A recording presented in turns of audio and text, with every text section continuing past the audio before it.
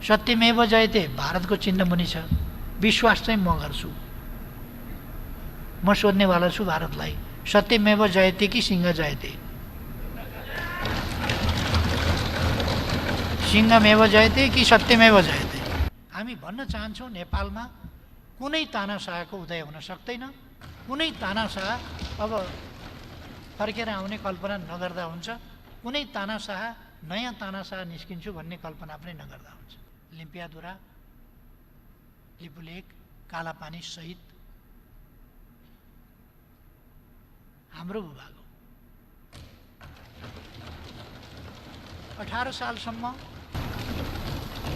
18 सालसम्म त्यहाँ जनगणना गर्ने, तिरो उठाउने काम भइरहेको थियो। यस्तो देशले तथाकथित राष्ट्रवादको बाटो, देखावा राष्ट्रवादको बाटो अथवा लम्पसारवादको बाटो, राष्ट्रवाद नहुने बाटो समाउनु हुँदैन।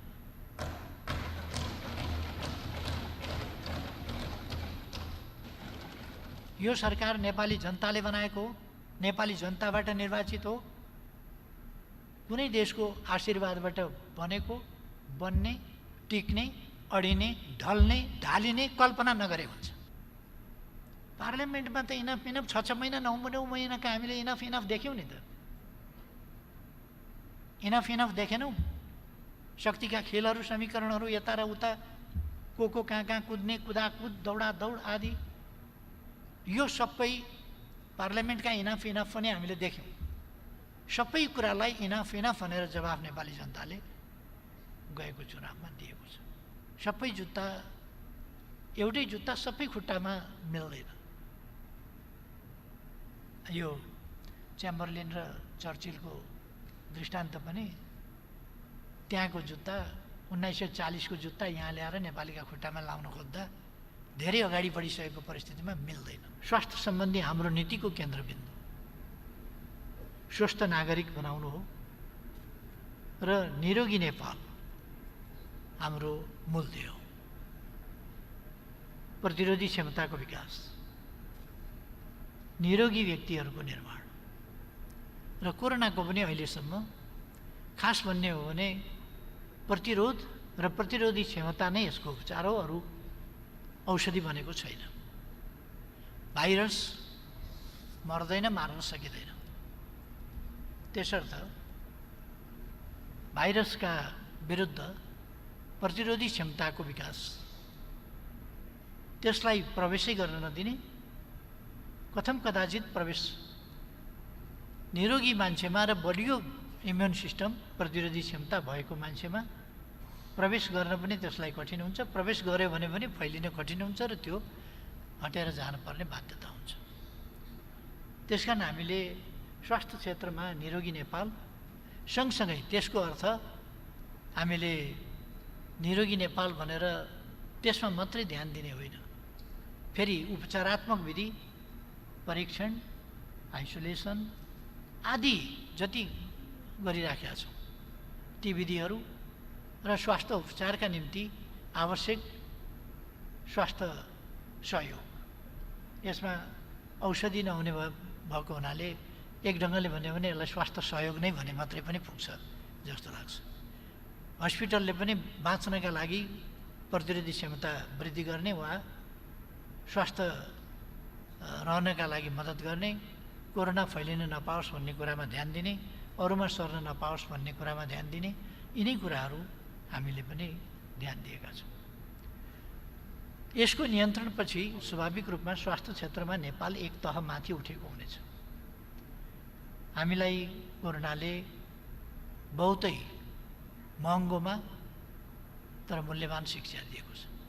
हामीलाई महँगो त पर्यो, अहिलेसम्म नै हामीले धेरै यसमा खर्चहरू गरेका छौँ र फेरि पनि हामीले धेरै खर्च गर्नुपर्ने अवस्था आउँदैछ। यससँग सम्बन्धित अरू पक्षहरू छन्। यसले अर्थतन्त्रमा पारेको प्रभाव, मान्यजीहरूले प्रश्न उठाउनु भएको छ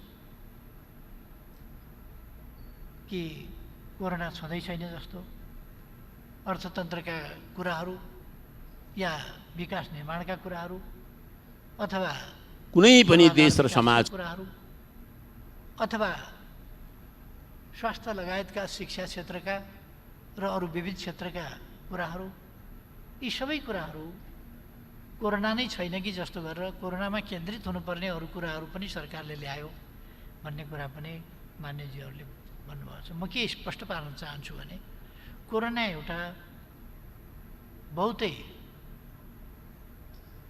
तितो यथार्थ हो आज, जसले हामीलाई अत्यन्त गम्भीर बनाएको छ। त्यसको सामना गर्नै छ र म विश्वास व्यक्त गर्न चाहन्छु मानव जातिले कोरोनालाई पराजित गर्नेछ र हामी मानव जातिको विजय, कोरोना मुक्त नेपाल, कोरोना मुक्त विश्व, यो निर्माण गर्नेछौँ। यद्यपि कोरोनाको प्रवृत्ति र मानवीय प्रवृत्ति दुईटाको विश्लेषण गरेर यो निकट भविष्यमा समाप्त भइहाल्ने स्थिति छैन भन्ने पनि वैज्ञानिकहरूको भनाइ छ। तर हामीले कोरोनाको प्रवृत्ति त कोरोनाले बदल्छ बदल्दैन त्यो उसको कुरा हो। हामी हाम्रा प्रवृत्तिहरू, हाम्रा आनीबानीहरू, हाम्रा तरिकाहरू बदल्न सक्दछौँ। थुप्रै कुरा हामीले बदलेका पनि छौँ र अझै पनि हामीले यी कुराहरूलाई बदल्नुपर्छ। हाम्रा आनीबानीहरूलाई, खानपानहरूलाई, खानेपानी खाने पिउने व्यवस्था जस्तो गर्ने गरेका छौँ, हामीले जसरी चल्ने गरेका छौँ त्यसमा समयानुकूल आवश्यकता अनुसार वैज्ञानिक ढङ्गका कुराहरू अपनाउने र परिवर्तन ल्याउने ती कामहरू गर्नुपर्दछ। अहिले यसले अर्थतन्त्रमा पारेको प्रभावको हिसाबले उत्पादन ह्रास भएको छ, भन्सार कम उठेको छ, राजस्व कम उठेको छ, रेमिटेन्स छँदै छैन। यसले बहुतै गम्भीर नकारात्मक प्रभाव अर्थतन्त्रमा पारेको छ। यसो भनेर हामी हातखुट्टा फ्याँकेर थोरै मात्रै भयो, ठिक छ ठिक छ ठिक छ ठिक छ पर्दैन, ठिक छ। अर्थतन्त्रमा गम्भीर प्रभाव नकारात्मक असर परेको छ नै, तर त्यसो भनेर हामी अब एकदमै निराश भएर हतोत्साहित भएर केही पनि नगरिकन बस्न सक्दैन। फेरि पनि हामीले जीवन चलाउनुपर्छ, फेरि पनि समाज चल्न पर्छ। त्यसकारण कोरोनासँग सतर्क हुँदै, कोरोनासँग लड्दै, कोरोनालाई प्रवेश गर्न नदिँदै र कोरोनालाई निको पार्दै हामी सामाजिक जनजीवनलाई पनि, यदि झन् यो लामो समय चल्छ भने त हामीले झन् गम्भीरताका साथ सोच्नुपर्छ। यो लामो समय चल्छ भने समाज कसरी हामीले सँगसँगै चलाउने, समाजको आर्थिक क्रियाकलाप, बाँच्नका लागि चाहिने कुराहरू कसरी सँगसँगै चलाउने। त्यसकारण स्वाभाविक रूपमा हामीले हाम्रो अर्थतन्त्रलाई आत्मनिर्भर अर्थतन्त्रतर्फ विकास गर्ने, यस कुरामा ध्यान दिनुपर्ने। हाम्रो उत्पादनले हामीलाई पुग्ने स्थिति बनोस्। हामीले थाहा पाउनु पर्दछ कि विश्वका दात्री राष्ट्रहरू, सङ्घ संस्थाहरू पनि दिइरहन सक्ने अवस्थामा हुँदैनन् यदि यही स्थिति हो र सबैका नोक्सान छ भने। धेरै देशहरू, 18वटा देश विश्वका बाहेक अरू देशहरूमा ऋणात्मक भएको छ उत्पादन वृद्धि। उत्पादन वृद्धि हुने होइन, घटेको छ, ऋणात्मक भएको छ। त्यस स्थितिले अर्थतन्त्रमा पार्ने प्रभाव, करोडौँ मानिसहरू र जनसङ्ख्याको ठुलो प्रतिशत अथवा उल्लेख्य प्रतिशत भनौँ, त्यो प्रतिशत जबलेस हुने स्थिति, रोजगारीबाट वञ्चित हुने स्थिति, आम्दानीबाट वञ्चित हुने स्थिति, यी सबै पक्षहरू गम्भीर छन्। त्यसो भएपछि हामीले हाम्रा कृषि क्षेत्रमा, अरू क्षेत्रमा यो उत्पादन कसरी बढाउने, उपभोग्य वस्तुहरूको उपलब्धता कसरी गराउने, कमसेकम हामीलाई बाँच्नका लागि पनि दाल, चामल, तरकारी, नुन जस्ता कुराहरू त अनिवार्य चाहिन्छ। त्यही न्यूनतम कुरा पनि भोलि कसरी उपलब्ध गराउने भन्ने कुरातर्फ पनि हामी गम्भीर हुनु जरुरी छ। खाद्य पदार्थ जुनसुकै होस् त्यो कमसेकम बाँच्नका लागि खान पर्ने र त्यसमा कतिपय अत्यावश्यक खानेकुराका कम्पोनेन्टहरू अनिवार्य हुनुपर्ने, त्यस स्थितिलाई ध्यानमा राखेर नै हामी आफ्ना आर्थिक क्रियाकलापहरू सञ्चालन गर्ने, जसबाट सामाजिक जीवन पनि चल्न सक्दछ। त्यसै अनुसार अहिले नीति कार्यक्रममा थुप्रै कुराहरू उल्लेख भएका छन्।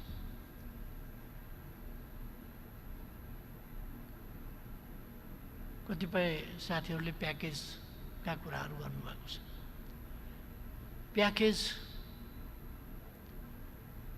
यो देखाउने कुरा पनि होइन र अर्को विषय पनि होइन। प्याकेज हामी जहाँ छौँ, जस्तो अवस्थामा छौँ, जता जाँदैछौँ त्यसअनुसार अर्थतन्त्रको सम्बन्धमा, आर्थिक हिसाबले गर्नुपर्ने कामहरूको सन्दर्भमा त्यसअनुसार नै हाम्रा नीतिहरू र हाम्रा व्यवहारहरू निर्देशित हुनुपर्दछ। त्यसकारण हामी जनतासँग कुनै प्रकारको छलछामको व्यवहार गर्न सक्दैनौँ। भन्ने एउटा, देखाउने एउटा, गर्ने अर्को, त्यस्तो गर्न सक्दैनौँ, गर्न हुँदैन।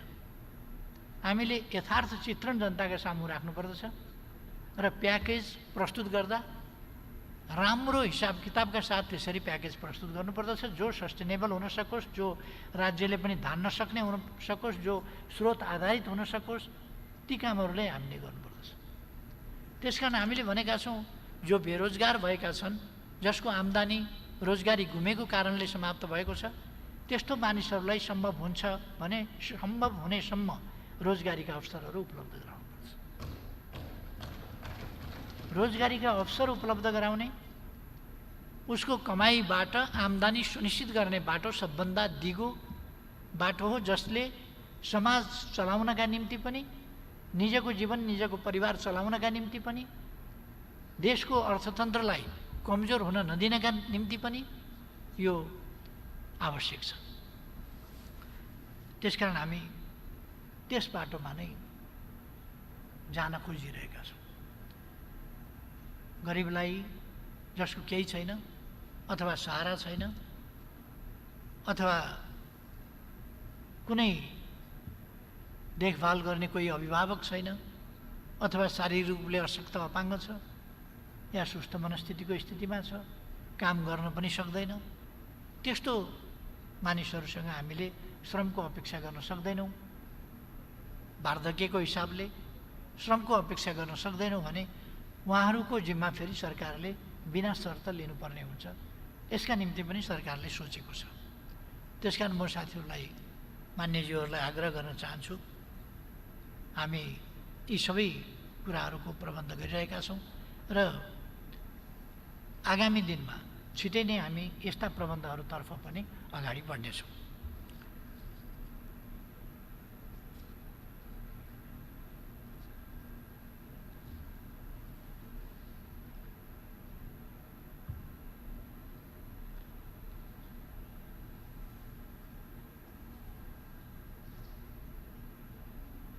म लोकतन्त्रको सम्बन्धमा अलिकति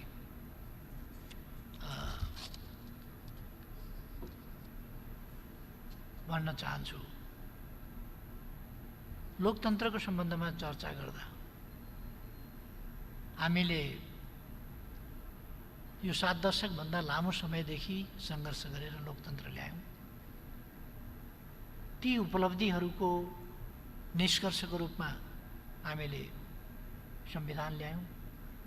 संविधान कार्यान्वयन गर्न निर्वाचन गरायौँ, सङ्घीय संरचनाहरू बनायौँ, स्थानीय तहहरू बनायौँ, संविधान बमोजिम नयाँ कानुनहरूको निर्माण अथवा पुराना कानुनहरूको संशोधन गऱ्यौँ। राजनीतिक संरचना मात्रै बनाएनौँ हामीले, त्यसका निम्ति भौतिक संरचनाहरू पनि निर्माण गऱ्यौँ र सङ्घीयतालाई बाटोमा लग्यौँ। यो कष्टपूर्ण, लामो, बलिदानपूर्ण सङ्घर्षको उपज हो। अहिलेको स्थिति। र यस स्थितिमा देशलाई ल्याइ पुर्याउन जीवन बलिदान गर्नुहुने शहीदहरूप्रति श्रद्धासुमन अर्पण गर्न चाहन्छु। घाइतेहरूको उपचारको प्रबन्ध सरकारले गराउनेछ, त्यो नीति कार्यक्रमले पनि बोलेको छ। त्यसभन्दा अगाडि पनि मैले समय समयमा बोलेको छु। म मान्यज्यूहरूसँग आग्रह गर्न चाहन्छु, जुनसुकै आन्दोलन होस्, ती आन्दोलनहरूबाट जो राष्ट्रियताका लागि, लोकतन्त्रका लागि, तानाशाहीको विरुद्ध अथवा जनजीविकाका सङ्घर्षहरूमा, अधिकार प्राप्तिका विभिन्न ढङ्गका लडाइँहरूमा भएका घाइतेहरूको उपचार, यदि त्यस्तो घाइतेहरू छन्, बिरामीहरू छन्, थप उपचार आवश्यक छ भने त्यो जिल्ला कार्यालय मार्फत, जिल्ला प्रशासन मार्फत जानकारी गराउन, त्यस्तो सम्पर्कमा आएको घाइतेहरूलाई उपचारको व्यवस्था हुन्छ सरकारबाट भन्ने कुरा अवगत गराइदिन म मान्यज्यूहरूमा पनि आग्रह गर्न चाहन्छु। उहाँहरूको शीघ्र स्वास्थ्य लाभको कामना गर्न चाहन्छु र जसले त्याग गर्नुभएको छ, बलिदान गर्नुभएको छ, दुःख कष्ट उठाउनु भएको छ, त्यसका निम्ति म उहाँहरूप्रति एउटा उहाँहरूका कष्टमा वेदना सेयर गर्न चाहन्छु र उहाँहरूको सम्बन्धमा केही गर्नुपर्छ भने त्यसमा पनि सरकार तयार रहन्छ।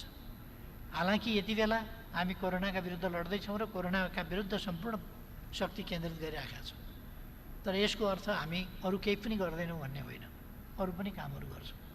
हाम्रो सामर्थ्य अलिकति घटेको छ कोरोनाले गर्दा, उत्पादन घटेको छ, आम्दानी घटेको छ, आवश्यकताहरू बढेका छन्, स्वाभाविक हो। यस यथार्थमा उभिएर नै हामीले कामहरू अगाडि बढाउने हो, चाहे सामाजिक उत्तरदायित्वका काम हुन् अथवा अरू विकास निर्माणका काम हुन्। यो दुईटै कुराहरू, सामाजिक उत्तरदायित्वका काम, विकास निर्माणका काममा हाम्रो यथार्थ परिस्थिति अनुसार नै हामी गर्नेछौँ।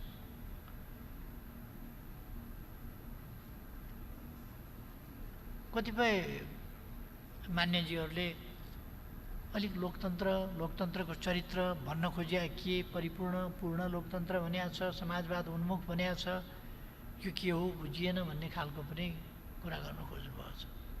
यो एकदमै स्पष्ट छ, हामीले चल्ते चलाते लोकतन्त्र भनेका होइनौँ। पोलिटिकल फ्रिडमवाला, पोलिटिकल फ्रिडम भएपछि पुग्यो अथवा जनताको समग्र जीवनसँग सम्बन्धित नरहेको, स्वतन्त्रताका हकहरूसँग मात्रै सम्बन्धित रहेको त्यस्तो लोकतन्त्रको मात्रै कुरा गरे होइन। हामीले जनताको जीवनसँग समग्र रूपमा सम्पूर्ण पक्षहरूमा सम्बन्धित रहेको लोकतन्त्रको कुरा गरे हौँ। हामीले बोल्ने या सम्पत्तिमाथिको अधिकार अथवा राजनीतिक हक अधिकारहरू, पार्टी खोल्न पाउने अधिकार, चुनाव लड्न पाउने अधिकार, पक्ष प्रतिपक्ष हुन पाउने अधिकार मात्रै खोजेका होइनौँ। हामीले प्रेस स्वतन्त्रता, पूर्ण प्रेस स्वतन्त्रता, पूर्ण माथि पनि प्लस प्रेस स्वतन्त्रता भए पुग्छ भन्न खोजेका होइनौँ। जनताको जीवनका समग्र पक्षहरूमा सकारात्मक प्रभाव ल्याउने जनताको लोकतन्त्र खोजेका हौँ, सम्भ्रान्त लोकतन्त्र होइन। मानिसका छोराछोरीहरू सडकमा बेसहारा भएर जीवन जिउनका लागि कुकुरसँग लडाइँ गरेर फोहोरको ढुङ्गुरमा खाना खोजेर खानुपर्ने, सडक बालबालिका भएर कुद्न पर्ने, प्रशस्त वाक स्वतन्त्रता हुने डेमोक्रेसीको वास्तविक अर्थमा कति महत्त्व हुन्छ। मान्छेको छोराछोरी सडक बालबालिका भएर, बेवारिसे भएर, अभिभावक विहीन भएर, राज्य उसको अभिभावक होइन, त्यस्तो अवस्थामा हामी लोकतन्त्रका कुरा गर्छौँ भने त्यो लोकतन्त्र कस्तो हुन्छ? बुढाबुढीहरू सडकमा अलपत्र परेका छन्, जिउभरि घाउ भएको छ, अनि घावै घाउ भएर बेसहारा बेहाल सडकको पेटीमा पसारिएका छन्, झिँगा भन्किएका छन्, कागले आएर ठुङ्गिराखेको छ।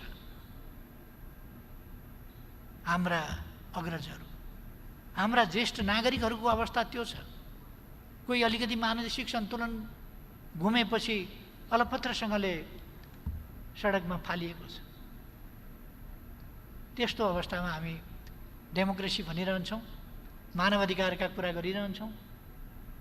मान्छे बाँच्नका लागि तडपिएर टोकरी लिएर भिख मङ्गा भएर सडकमा हिँडिरहेको छ। हामी हेरिरहन्छौँ र लोकतन्त्रका गफ मात्रै गर्छौँ भने त्यस्तो लोकतन्त्र के हुन्छ? त्यसकारण अहिलेको सरकारले बनेको 2 वर्षभित्र सडक बालबालिका मुक्त गरेको छ। मानव अधिकारको जगदेखि, मान्छे हुनुका अधिकारको जगदेखि, सरकारको जिम्मेवारीको जगदेखि हामीले काम थालेका छौँ। टुप्पो टुप्पोमा मात्रै होइन, सर्फेसियल डेमोक्रेसी होइन।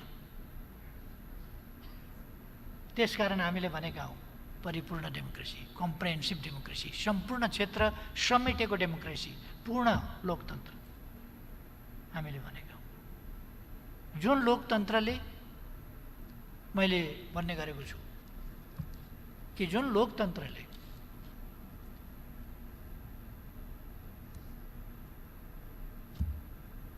पर क्यापिटा इन्कम अथवा जिडिपी नापेर हामी यहाँ पुगेका छौँ भन्ने, तर बालबालिका सडकमा कुकुरसँग लडाइँ गरेर खानेकुरा खोजेर बाँच्ने कोसिस गरिरहेका छौँ। हामी जिडिपी र पर क्यापिटा इन्कमका कुरा गर्छौँ। त्यसकारण हामीले भनेको त्यो चल्ते चलातेको त्यस्तो डेमोक्रेसी होइन। डेमोक्रेसी उहिले अब्राहम लिङ्कनले भनेको थियो, of the people, by the people, for the people. तर यति वर्षपछि पनि अहिले पनि बेगरै सडकमा हिँडिराखेका छन्। समृद्धिको गान बखान भइराखेका हुन्छ। 1000 पल्ट विश्व विनाश गर्न सक्ने हतियार निर्माण भएका हुन्छन्, तर एउटा मानिसको सन्तान बेगर भएर हिँडिराखेका हुन्छ। स्ट्रिट चिल्ड्रेनको रूपमा, स्ट्रिट चाइल्डको रूपमा हिँडिराखेका हुन्छ।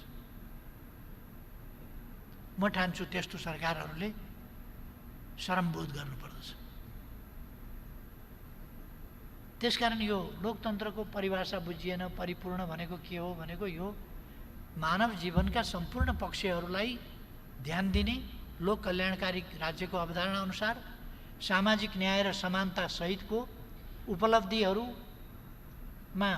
सबैको पहुँच र सेयर भएको यस्तो लोकतन्त्र भनिएको। अर्को यसको भौतिक पक्ष मात्रै होइन, यसका अरू पक्षहरू, सामाजिक सुप्रबन्धका पक्षहरू, ती पक्षहरू पनि भएको लोकतन्त्र भनिएको। यसै कारण हामीले समृद्ध नेपालको मात्रै नारा दिएनौँ। हाम्रो राष्ट्रिय आकाङ्क्षा समृद्ध नेपाल मात्रै होइन, सुखी नेपाली हो।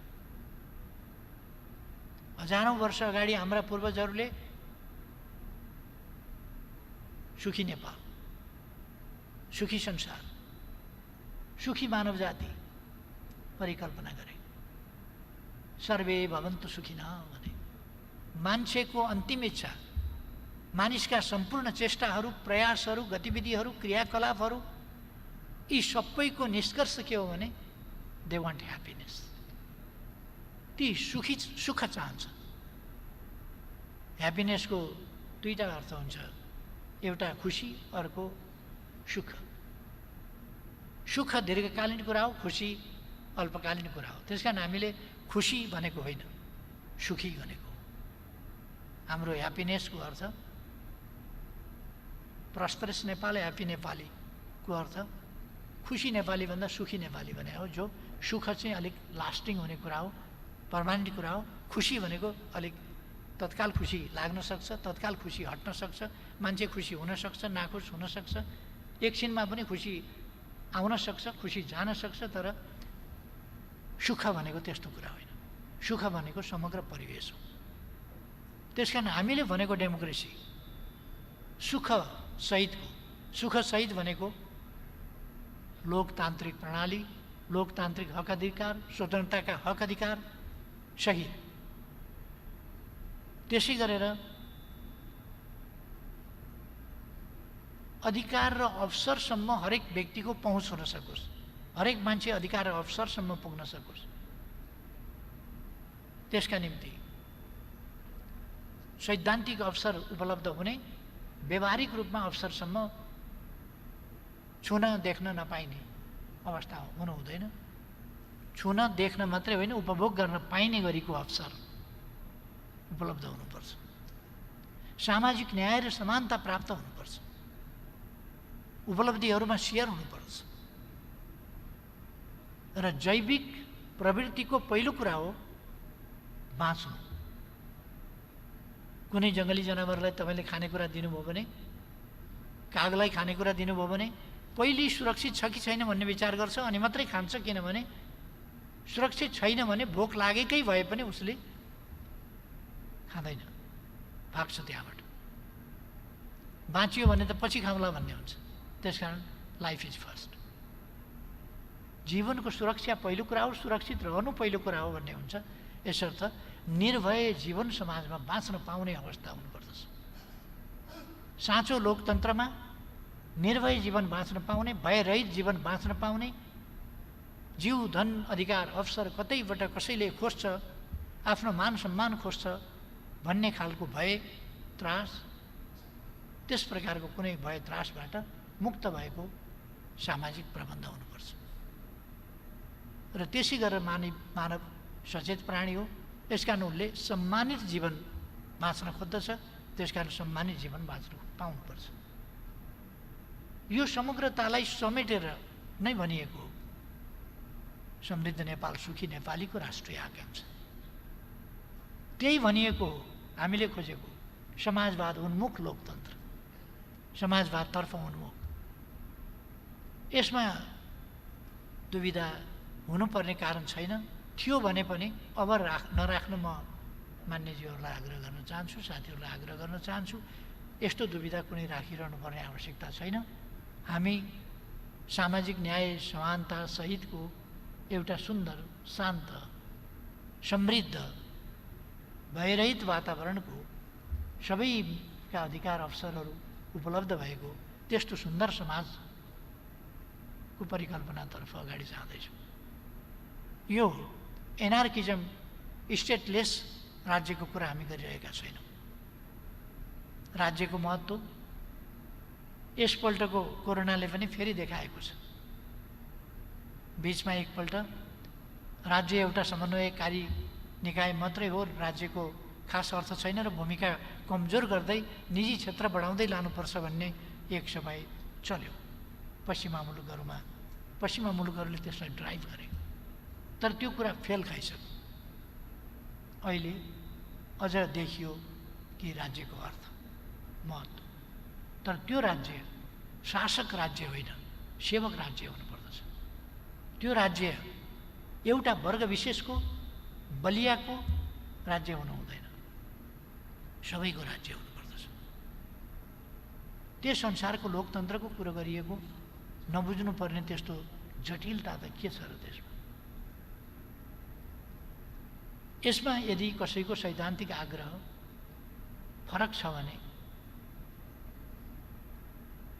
त्यो बेग्लै कुरा हो।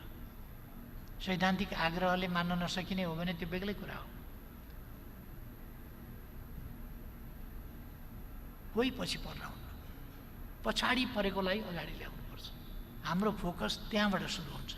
त्यसकारण मैले भने जिडिपी पर क्यापिटा इन्कमबाट होइन, ह्याप्पिनेस इन्डेक्स, डेभलपमेन्ट इन्डेक्स, समग्र मानवीय आवश्यकता आकाङ्क्षाहरूको मूल्य र मानमा त्यसलाई हेर्नुपर्छ। आज दुनियाँ त्यस दिशातर्फ विकास हुँदैछ। सानो देश भए पनि हामीले अवधारणागत हिसाबले, वैचारिक हिसाबले, सैद्धान्तिक हिसाबले यी कुराहरूलाई लिड गरिरहेका छौँ। त्यसकारण यसमा चिन्तित हुनुपर्ने होइन, खुसी हुनुपर्ने अवस्था छ।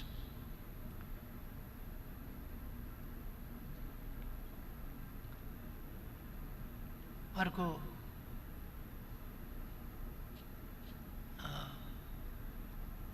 यो नयाँ नक्सा प्रकाशित गरेको, लिम्पिया दुराली पुलेक र कालापानीको सम्बन्धमा आवाज उठाएको आदि प्रश्नहरूको प्रसङ्गमा हो या अरू प्रसङ्गमा हो, यो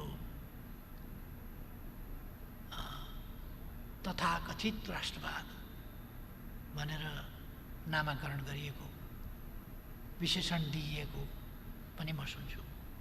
म साथीहरूलाई आग्रह गर्न चाहन्छु, नेपाल जस्तो देशले जो दुईटा ठुला बलिया देशहरूका बिचमा छ, यस्तो देशले तथाकथित राष्ट्रवादको बाटो, देखावा राष्ट्रवादको बाटो अथवा लम्पसारवादको बाटो, राष्ट्रवाद नहुने बाटो समाउनु हुँदैन।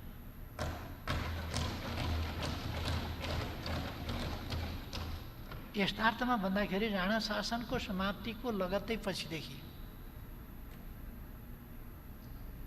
उत्तरी चेकपोस्टमा लगेर एकापट्टिको छिमेकीको सेना अर्कोपट्टिको छिमेकीको बोर्डरमा लगेर राख्ने खालको अशोभनीय, मन्त्री परिषदको बैठकमा अर्को देशको राजदूत ल्याएर उपस्थित गराएर बैठक गर्ने खालको अशोभनीय खालको यस्ता खालका प्रवृत्तिहरू 17वटा चेकपोस्ट उत्तरतिर राखिए। राष्ट्रियता कमजोर हुने, हाम्रो स्वाभिमान झुक्ने, हामी न्यूरने, हामीले स्वाधीनताको एहसास गर्न त के त्यो परिकल्पना गर्न नसक्ने खालको स्थिति, त्यस्तो हुनु हुँदैन। मैले पहिलेदेखि पनि भन्दै आएको छु, कुनै देशको भूगोल ठुलो वा सानो हुन सक्दछ, जनसङ्ख्या ठुलो वा सानो हुन सक्दछ, विकासमा अगाडि वा पछाडि हुन सक्दछ, तर राष्ट्रियता सानो वा ठुलो हुँदैन। सबै राष्ट्रहरू बराबरीको हैसियत राख्छन् र सबै राष्ट्रहरूले बराबर स्वाधीनताको प्रयोग गर्न पाउनुपर्छ। आफ्ना स्वाधीन, आफ्ना निम्ति र आफूसँग सम्बन्धित वा विश्वसँग सम्बन्धित आफ्ना नीतिहरू आफूले तय गर्न, आफूले कार्यान्वयन गर्न, आफूले अगाडि बढाउन पाउनुपर्छ। हामी कहिले कहिले सुन्ने गर्छौँ, जानै लागेको थियो, फलान देशको राजदूतले भूमिका खेलेर फेरि अडाइदियो। नेपालको अहिलेको सन्दर्भमा नेपालको स्वाभिमानमाथि यस्ता खालका कमजोर निम्छरा वचनहरू कुनै पनि देशले नबोलिदिए राम्रो हुन्थ्यो।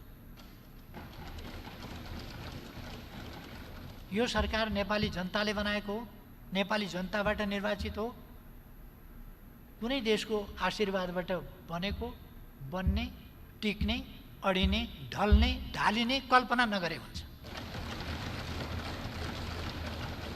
यो नेपाली जनताको इच्छाको प्रकटीकरण हो।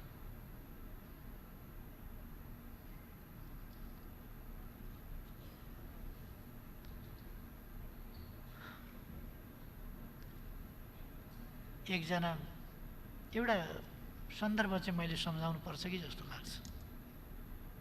नेभिल च्याम्बरलेनलाई हटाएर चर्चिल प्रधानमन्त्री हुनुभन्दा अगाडि च्याम्बरलेनलाई हटाउने सन्दर्भमा ब्रिटिस पार्लियामेन्टमा अति भयो, इनफ इनफ नारा लाग्यो।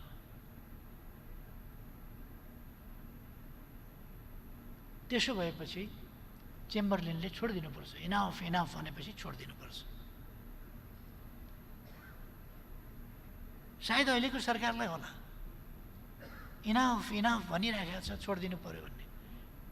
त्यो उहाँ मित्रलाई लागेको, मित्रले भन्नुभएको इनफ इनफ होला। नेपाली जनताले गएको चुनावमा enough enough enough and more than enough भनेर त यो सरकार बनाएको।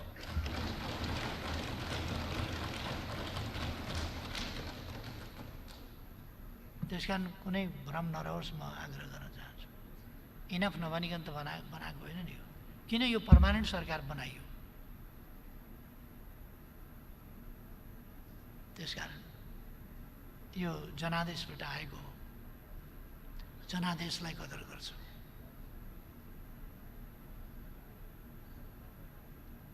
इच्छा गर्न पाइन्छ, म त्यसमा केही भन्दिनँ। अत्यन्त सम्मान साथ सम्झाउन मात्रै खोज्छु। जनताले इनाफ इनाफ भन्छ कहिले कहिले। पार्लियामेन्टमा त इनाफ इनाफ 6 महिना 9 महिनाका हामीले इनाफ इनाफ देख्यौँ नि त।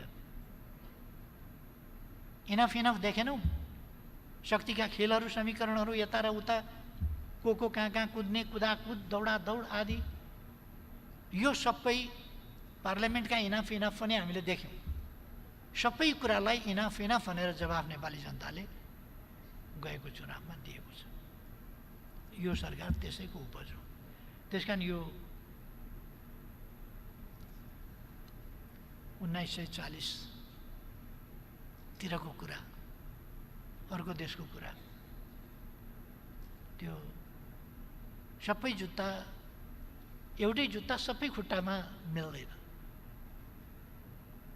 यो च्याम्बरलिन र चर्चिलको दृष्टान्त पनि, त्यहाँको जुत्ता 1940 को जुत्ता यहाँ ल्याएर नेपालीका खुट्टामा लाउन खोज्दा धेरै अगाडि बढिसकेको परिस्थितिमा मिल्दैन। कहिले कहिले यस्ता प्रयासहरूले के हुन्छ, भुटोलाई फाँसी दिइन्छ र अनि हक जस्ताको आत्मशासन जान्छ, सुकर्णको हत्या हुन्छ र स्वार्थ जस्ता तानाशाहहरूको उदय हुन्छ। हामीले मार्कोस देखेका छौँ, हामीले इदी अमिन देखेका छौँ, हामीले अरू यस्ता थुप्रै तानाशाहहरू देखेका छौँ। हामी भन्न चाहन्छौँ नेपालमा कुनै तानाशाहको उदय हुन सक्दैन। कुनै तानाशाह अब फर्केर आउने कल्पना नगर्दा हुन्छ। कुनै तानाशाह, नयाँ तानाशाह निस्किन्छु भन्ने कल्पना पनि नगर्दा हुन्छ। अब नेपालमा अधिनायकवादको सम्भावना छैन र नेपाल डेमोक्रेसीबाट पछि हट्दैन।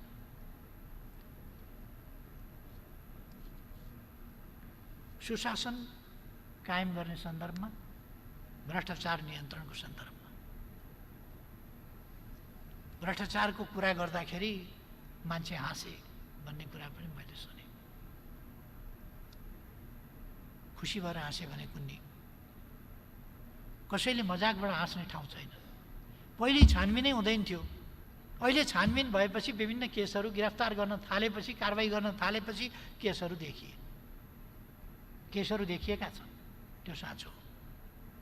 पुराना केसहरू पनि हामीले छानबिन गराएका छौँ, त्यो साँचो हो। तर भ्रष्टाचार छानबिन गर्ने, कारबाही गर्ने, त्यसको नियन्त्रण गर्ने, त्यो प्रयास तीव्रताका साथ हामी अगाडि बढाइरहेका छौँ। त्यसकारण विचित्र लाग्छ मलाई, यस्तो 38 क्विन्टल सुनको कारोबार भयो, नेपाललाई बाटो बनाएर तस्करी भयो, छानबिन गर्दा त्यो पाइयो। त्यो त भइरहेको रहेछ।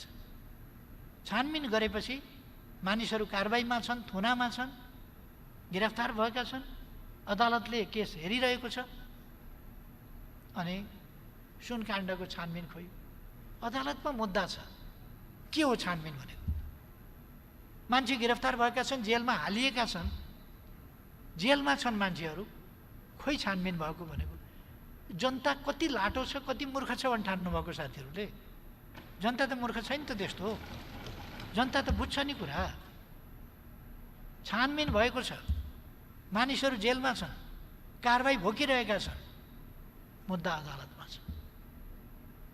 सुन ओसार्ने गौडाहरू बन्द गरिएको छ, मजेरीमा लुकाएर राखेको उदेनेर निकालिएको छ, ओडारमा फालेको जङ्गलमा खोजेर निकालिएको छ। यस्तो पनि कहिले हुन्थ्यो र? यस्तो पहिले गरिँदैन थियो, सुटु जान्थ्यो, त्यसकारण देखिँदैन थियो। अहिले गिरफ्तार गरिएको छ, देखिन्छ।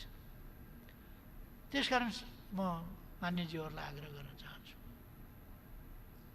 भ्रष्टाचार नियन्त्रण निर्मूलन एकदम सजिलो विषय हो भन्ने पनि होइन। यो समाजमा व्याप्त भएको एउटा दुराचारको रूपमा चाहिँ अलिक जरा गाड्न खोजेको विषय, यसलाई नियन्त्रण गर्ने प्रयास प्रभावकारी ढङ्गले अगाडि बढाइएको छ, बढाइनेछ र यसलाई नियन्त्रण गरिनेछ। त्यसकारण यो आलोचनाका लागि आलोचना त गर्न सकिन्छ, तर जनताले हेरिराखेका छन्, त्यसकारण जनता हाँसिया छन् भन्ने कुरा होइन, जनता यस्ता कुराहरूबाट खुसी भएका छन् कि यो छानबिन हुँदैछ।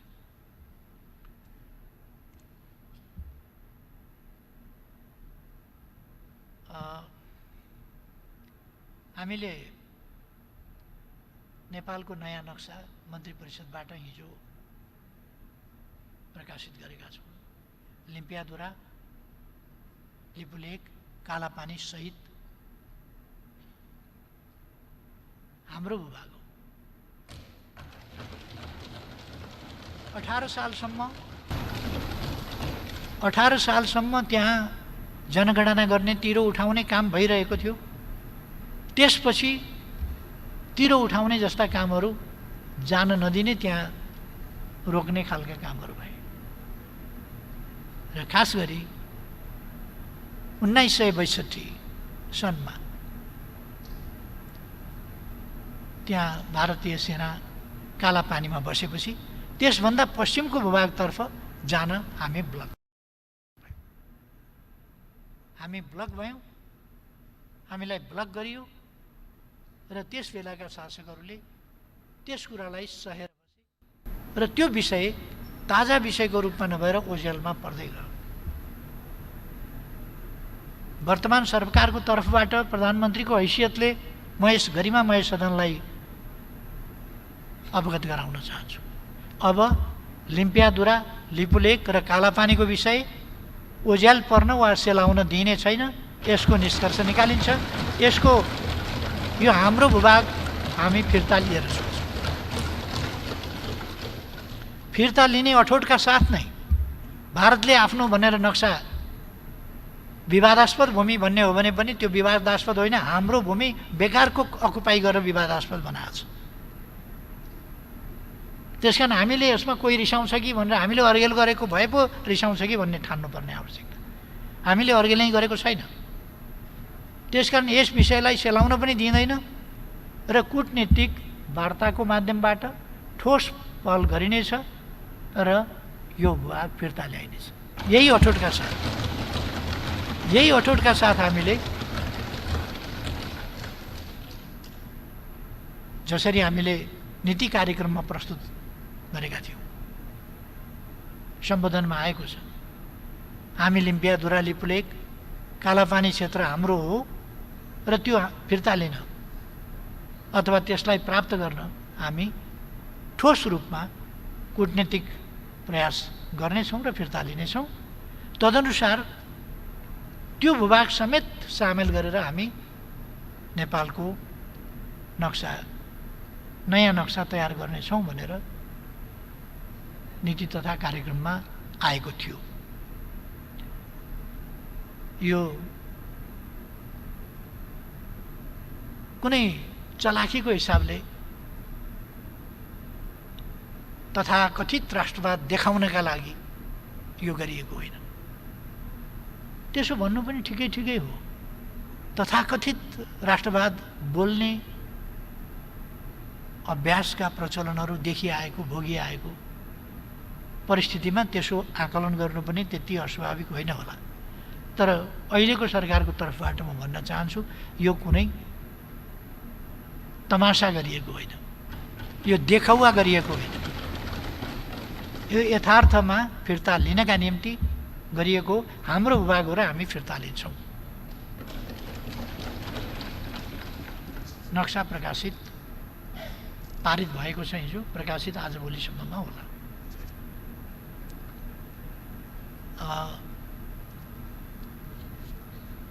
म यसबाट सिँगै राष्ट्र खुसी हुनेछ। विश्वास गर्दछु। यस सदनमा संविधानको अनुसूची 3 जहाँ हाम्रो प्रतीक चिन्ह छ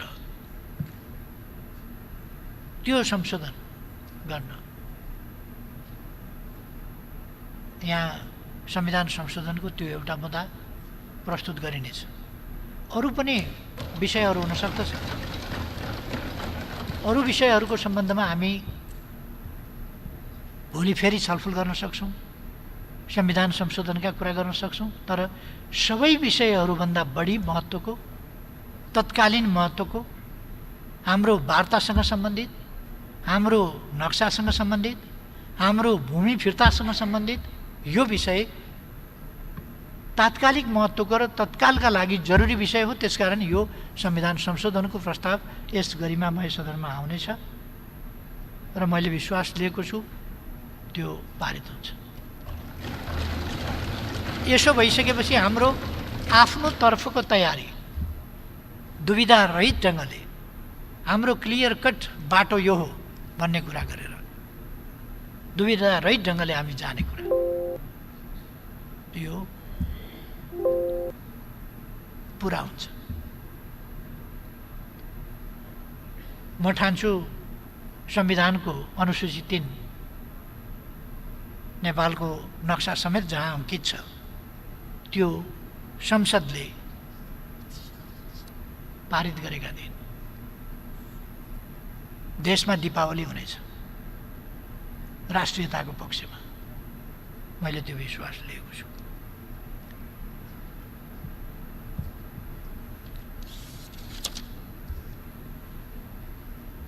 एउटा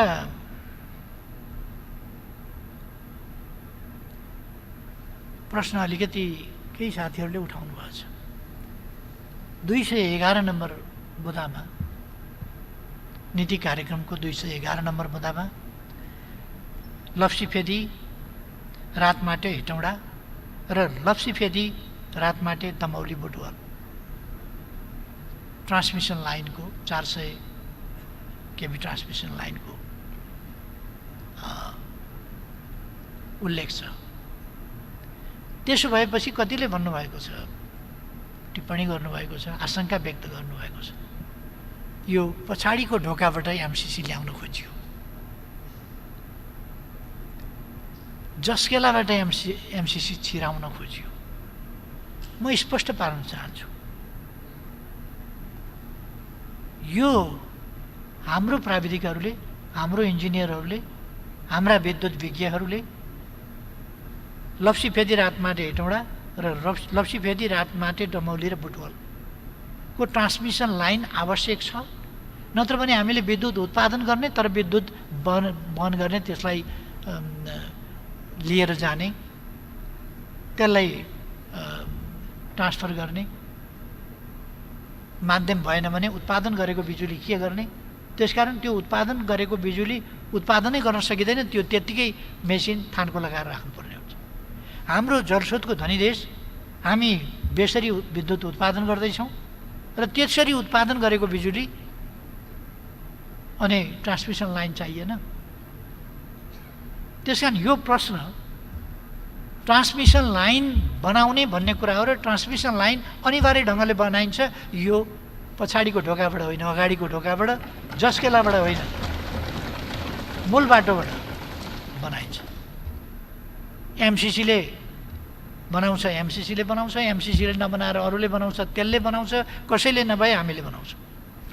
तर यो बन्छ बनाइन्छ। नत्र भने त हामीले जलस्रोतको धनी देश भन्ने, विभिन्न यति धेरै अहिले हाइड्रो पावर प्रोजेक्टहरू हामी सञ्चालन गरिरहेका छौँ। यति धेरै प्रोजेक्ट सञ्चालन गरिरहेका छौँ, ती अब निकट भविष्यमा पुरा हुँदैछन्। ट्रान्समिसन लाइन बनाउन 4-5 वर्ष कमसेकम लाग्छ। विद्युत उत्पादन गरेको विद्युत बोक्ने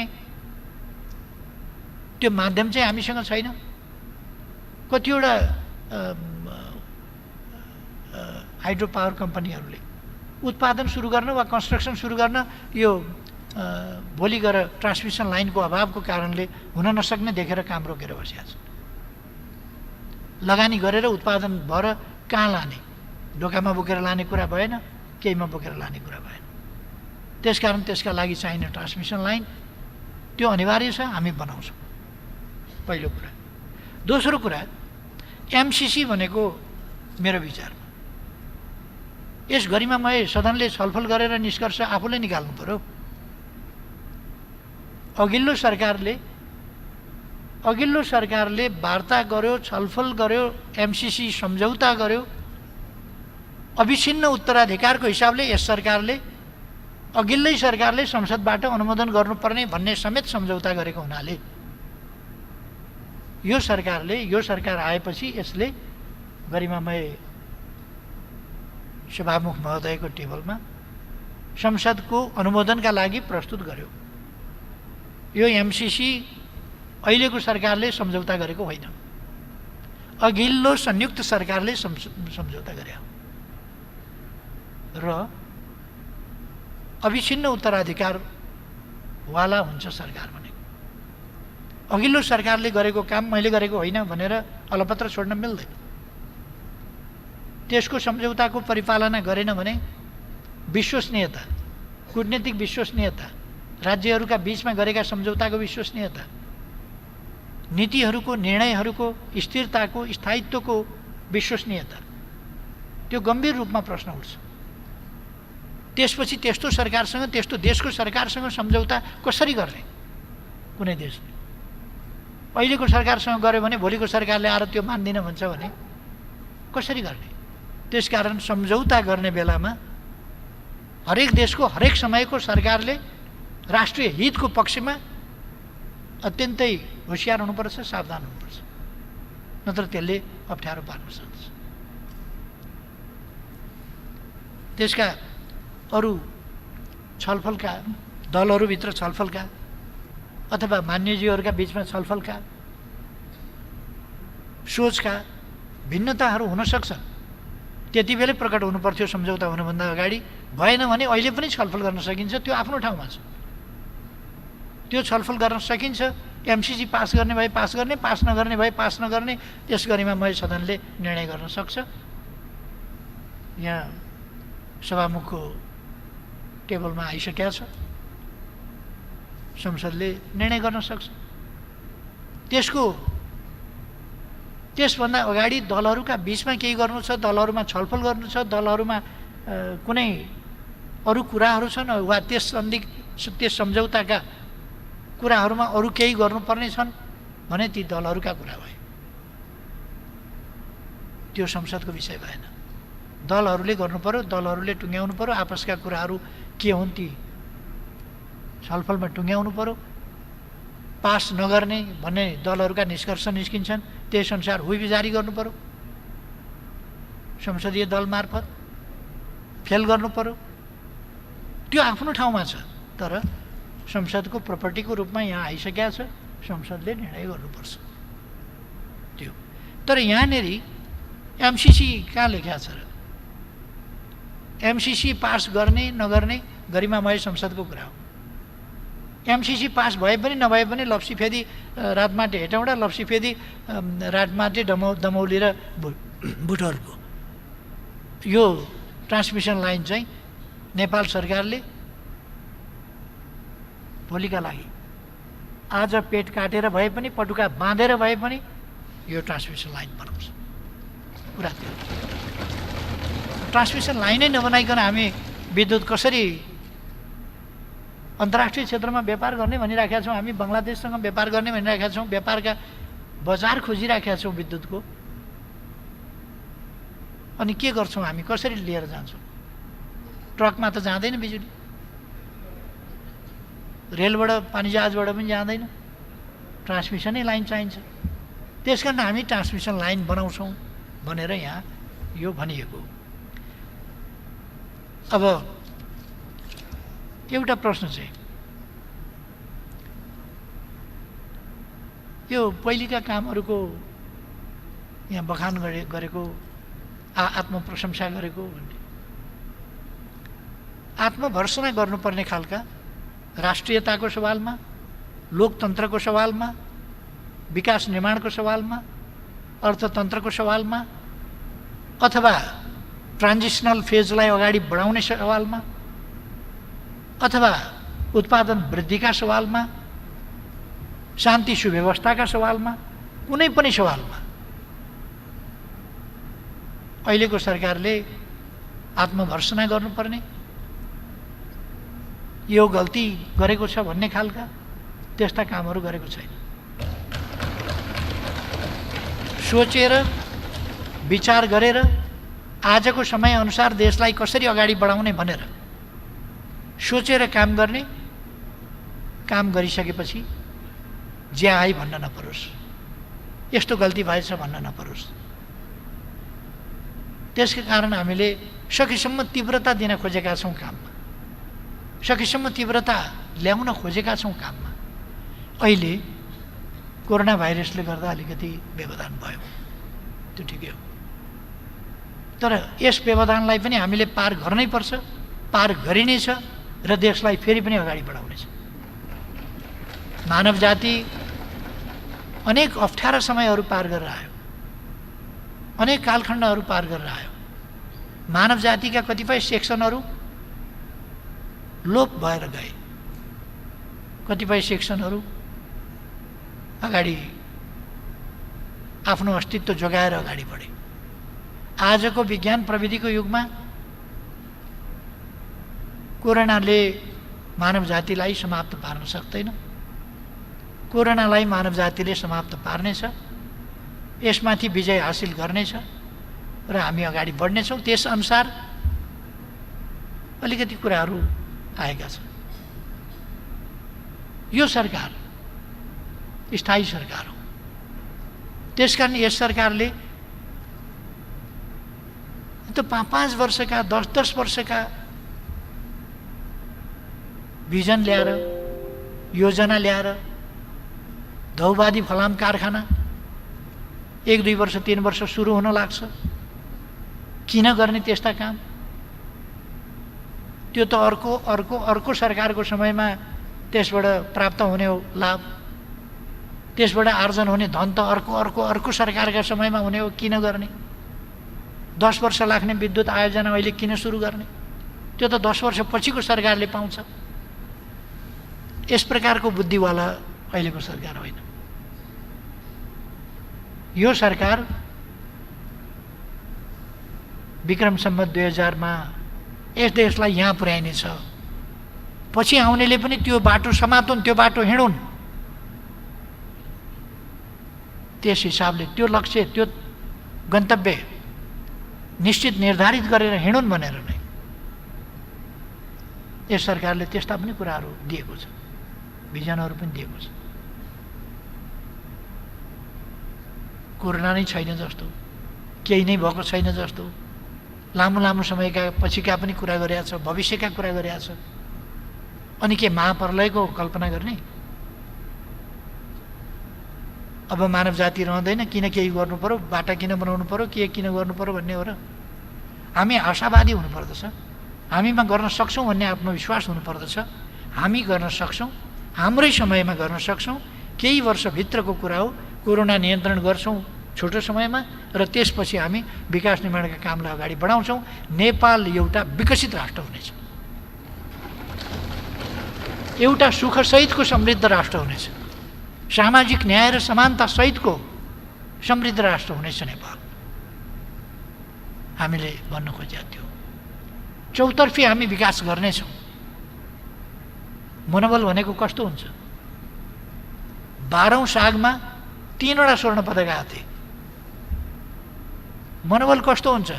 भुइँचालोले थिलथिल्याएको, पूर्वाधार छैन। त्यस्तो अवस्थामा सरकारमा आएपछि यसले पूर्वाधार विकास गरेर 50-51वटा स्वर्ण पदक, अघिल्लोमा 3वटा स्वर्ण पदक, अर्को पाइला चाल्दा 51 स्वर्ण पदक।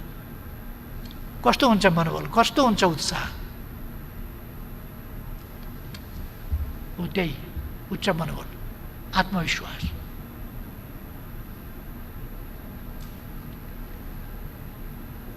यस हिसाबले यस सरकारले 2 वर्षमा हामीले कति काम गर्यौँ? कति बाटो बनायौँ, कति पुल बनायौँ, कति झोलुङ्गे पुल बनायौँ, कति विद्युत उत्पादन गऱ्यौँ, विद्युतको खपत प्रति व्यक्ति कति बढायौँ। मैले भनिरहनु पर्ला जस्तो लाग्दैन। 3600 किलोमिटर पक्की बाटो 2 वर्षमा, 1 लेनको होइन, 2 लेन, 4 लेन, 6 लेनका बाटाहरू गरेर 3600 प्लस किलोमिटर बाटो 2 वर्षमा बन्यो। यसै रफ्तारले विकासको गति अगाडि बढ्थ्यो भने के हुन्थ्यो होला? योभन्दा तीव्र गतिले अगाडि बढ्नेछ। 325वटा पुल बने, पक्की पुल, सडक पुलहरू यस बीचमा। पहिले मैले तुइन विस्थापनको कुरा गरेँ। म सरकारबाट हटेपछि तुइन विस्थापन जस्ता तस्तै भयो। फेरि आएर यो 2 वर्षमा तुइन विस्थापनको काम सम्पन्न गरिएको छ। एउटा एराको अन्त्य, तुइन एराको अन्त्य त्यो गरिएको छ।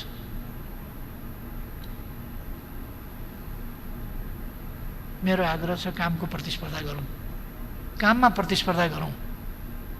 यो सरकारलाई अनपपुलर बनाउने, अलोकप्रिय बनाउने, यसका कामहरूलाई होजेलमा पार्ने, काम केही पनि भएन भनेर रट लगाउने, असन्तुष्टि मात्रै पोखेर हिँड्ने, जनतामा भ्रम फैलाउने, यस प्रयासबाट कसैले सफलता प्राप्त गर्छु भन्छ भने त्यो होइन। त्यसको आँपको रुखमा फलेन, जति लटरम्म फलेको भए पनि त्यसको आँपको रूपमा फलेन आँप। त्यसको त बोट खाली नै छ, छ्याक्र्याक्क पऱ्यो, मर्न लाग्यो बोट आदि। जे भने पनि तपाईँले आफैले आँप लगाएर त्योभन्दा बढी फलाउनु भयो भने मान्छेले पत्याउँछ।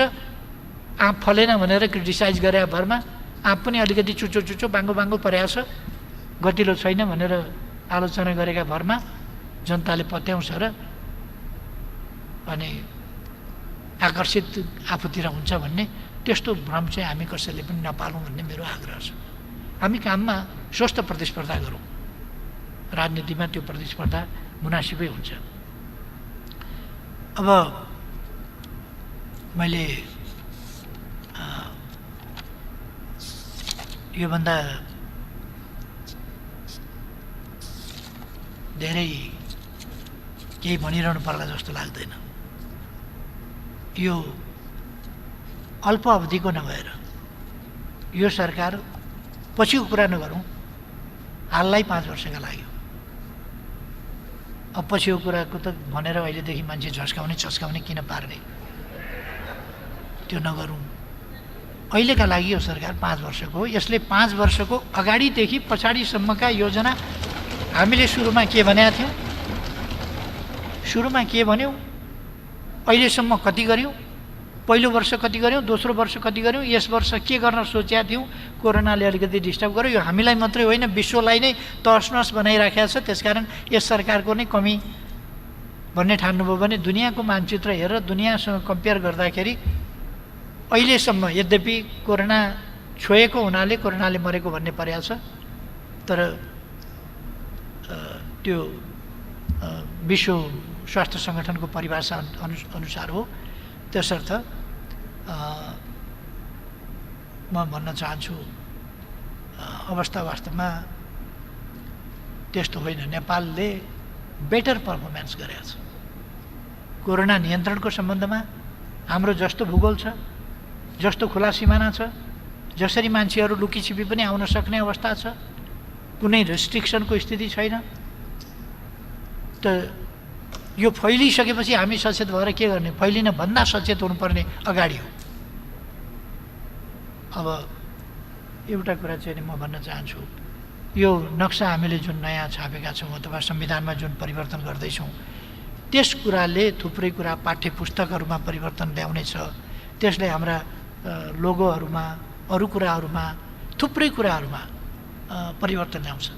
तर यो एउटा ऐतिहासिक काम हो र यसले नेपालको मानचित्रमा अहिले एक खालको परिवर्तन ल्याएको छ र ठोस कूटनीतिक पहलहरूद्वारा एकदम सजिलो हुने छैन। जे लक्षण हामीले देखेका छौँ, जस्तो मान्छेहरूले टिप्पणी गर्दैछन्, त त्यसबाट हामीले देखेका छौँ। तर भारतको एउटा प्रतीक चिन्ह छ, त्यो भारत भनेर चिनिने अशोकाले स्थापना गरेको चारमुखे सिंह, चारतिर फर्किएको सिंह भारतको प्रतीक चिन्ह छ। त्यसको मुनि सत्यमेव जयते लेखा हुन्छ। सत्यमेव जयते भारतको चिन्ह मुनि छ। विश्वास चाहिँ म गर्छु, म सोध्नेवाला छु भारतलाई, सत्यमेव जयते कि सिंह जयते? सिंहमेव जयते कि सत्यमेव जयते? अब दुइटै लेखा छ, बाँसतिर सिंह छन् चारमुखे, तलतिर सत्यमेव जयते छ। त्यसकारण म विश्वास गर्छु, नेपाल विश्वास गर्छ, हामी सबै विश्वास गर्छौँ सत्यमेव जयते। त्यसकारण हामी हाम्रो भूमि फिर्ता गर्न सक्दछौँ, किनभने सत्यमेव जयते। अरू तपशीलका कुराहरू म पछि भन्नेछु। फेरि मान्यजीहरूले केही जिज्ञासाहरू पनि राख्नुहोला। त्यसबाहेक अरू भन्नुपर्ने कुराहरू हामी छँदैछौँ। अझै माननीय प्रधानमन्त्रीज्यू, तीबाट सुन्दा राम्रो होला प्रश्न। त्यो पनि हुन्छ। माननीय सदस्यहरू, अब सम्माननीय प्रधानमन्त्रीको जवाफका सम्बन्धमा स्पष्टीकरण माग गर्न चाहनुहुने माननीय सदस्यहरूलाई समय दिन्छु। आर्थिक वर्ष 2077-78 को लागि नेपाल सरकारको वार्षिक नीति तथा कार्यक्रममाथि संशोधन प्रस्तुत गर्दै छलफलमा भाग लिनुभएका र संशोधन प्रस्तुत नगरी छलफलमा भाग लिनुभएका माननीय सदस्यहरूले मात्र